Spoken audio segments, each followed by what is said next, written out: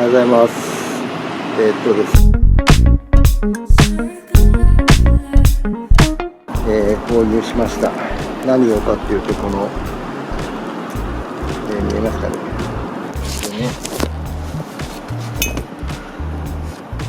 これを買いました。これワイヤレスで、受信機をここにつけて、そうですね、ここに受信機をつけてワイヤレスで飛ばせるので、多分この辺につければこんな感じで、ここら辺にこうつけるとガムテ貼ったりとかすれば、多分マフラー音も取れるんじゃないかと思ってます。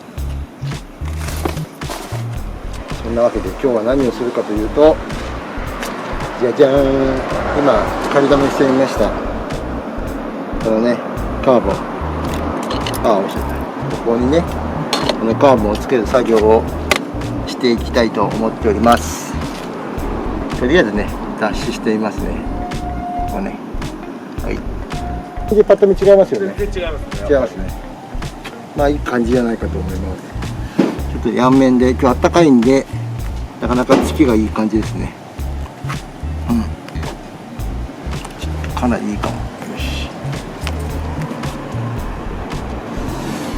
この浮きが気になるな。ちょっと後で微調整したいと思います。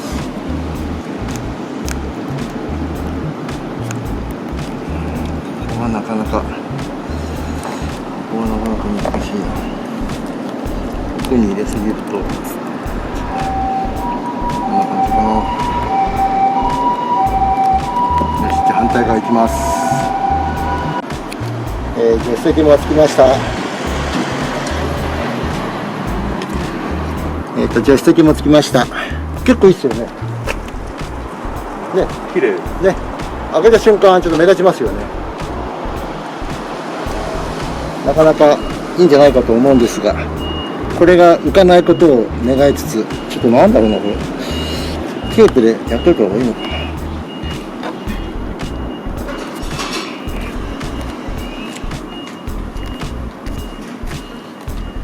今んとこはちょっと浮くな、これ。な感じです。店長は働いてます。今日はこの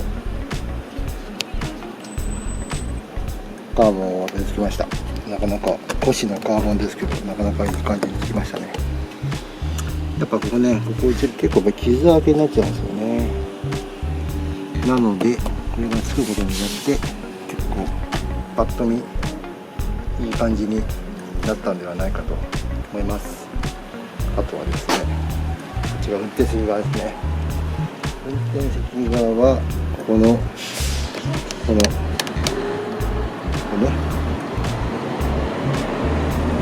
これはですね、カーボン柄のほらカーボン、ドライカーボンの、シフトパターンですね。でこっちにこうやってカーボンがついていい感じではないかと思います。なかなかいいっすよね。ちょっとカーボン化計画かなりいい感じになってきましたが、あともうちょっとですね。あとね、ここに古紙のカーボンがあるので、それが手に入ったらまたつけたいなと思っております。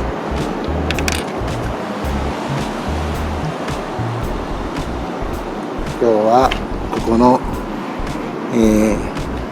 なんだろう、ドアハンドルのカーボンを貼るという、ドライカーボンですね、軽いですよ。